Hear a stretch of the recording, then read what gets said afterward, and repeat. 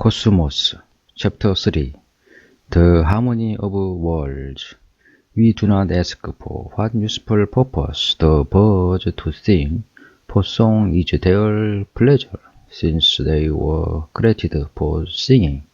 Similarly, we ought not to ask why the human mind travels to fathom the secret of the heavens.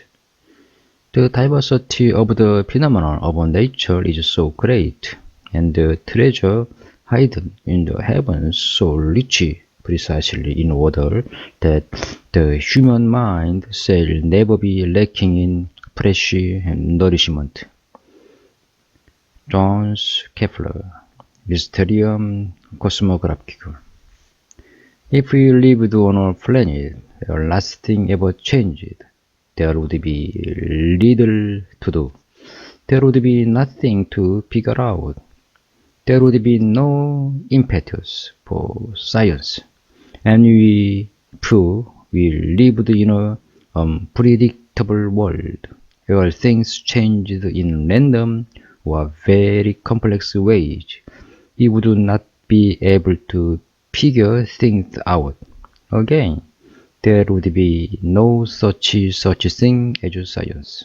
But we live in an in-between universe where things change, but according to patterns, rules, or as we call them, laws of nature. If I threw a stick up in the air, it always falls down. If the sun sets in the west, it always rises again the next morning in the west. And so it becomes possible to figure things out. You can do science, and with it, we can improve our lives. Human beings are good at understanding the world. We always have been. We were able to hunt games and build fires only because we had figured something out. There was a time before television, before motion picture, before radio, before books. The great part of human existence was spent in such a time. Over the dying embers of the campfire, on a moonless night, we watched the stars. The night sky is interesting. There are patterns there. Without even trying, you can imagine pictures. In the northern sky, for example, there is a pattern or constellation that looks a little a sign. Some cultures call it the Great Bear. Others see quite different images. These pictures are not, of course, really in the night sky. We put them there ourselves. We were hunter folk, and we saw hunters and dogs, bears and young women, all manners of things of interest to us. When 17th century European sailors first saw the southern sky, they put objects of 17th century interest in the heavens, toucans and peacocks, telescope and microscopes, compass, and the stars of ships. If the constellation had been named in the 20th century, I suppose we would see bicycle and refrigerator in the sky, rock and roll stars, and perhaps even mushrooms clouds.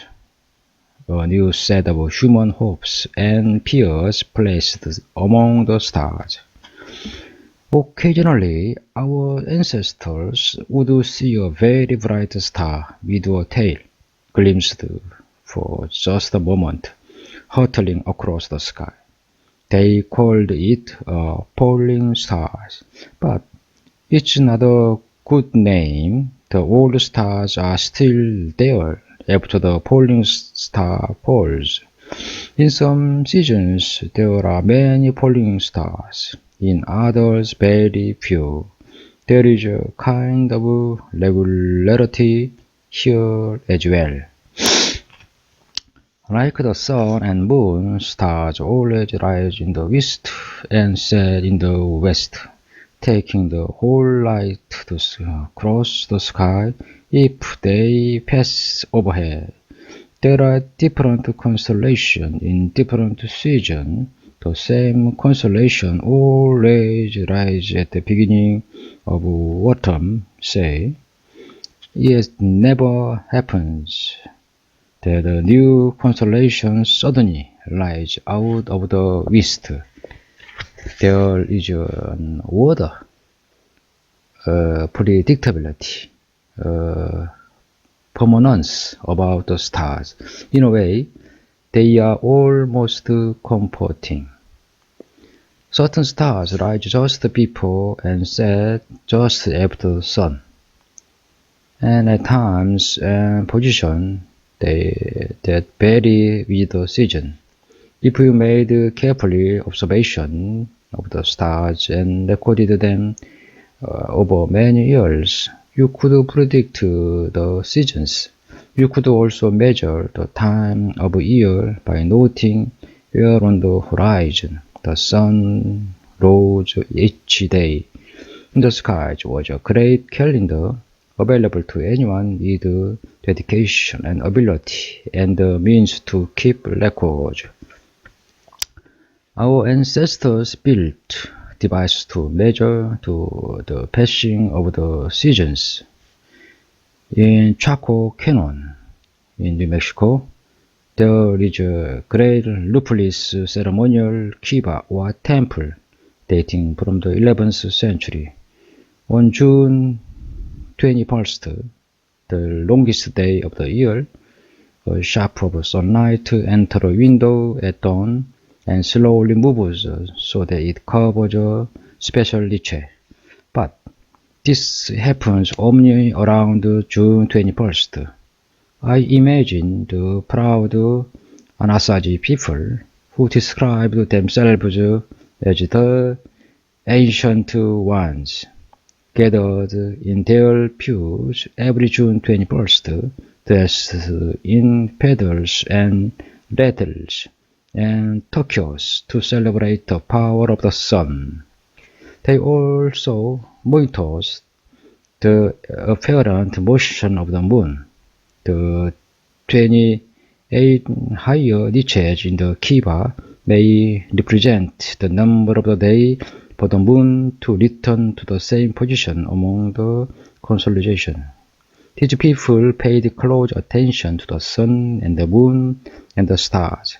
Other devices based on similar ideas are founded at Angkor Wat in Cambodia, Stonehenge in England, Abu Simbel in Egypt, Chichen Itza in Mexico, and the Great Plains in North America. Some alleged calendarial devices may just possibly be due to chance, an accidental alignment of window and niche on June 21st, say, but there are other devices wonderfully different. At one local in the American Southwest is a set of 3 light slabs which were moved from their original position about 1,000 years ago. A spiral, a little like a galaxy, has been carved in the rock. On June 21st, the first day of summer, a dagger of sunlight falling through an opening between the slabs bisect the spiral. And on December 21st, the first day of winter, there are 2 daggers of sunlight that flank the spiral. The unique application of the midday sun to read the calendar in the sky. Why did people all over the world make such an effort to learn astronomy? We hunted gazelles and antelope and buffalo, whose migrations ebbed and flowed with the seasons. Fruits and nuts were ready to be picked in some time, but not in others. When we invented agriculture, we had to take care of the plants and harvest our crops in the right season.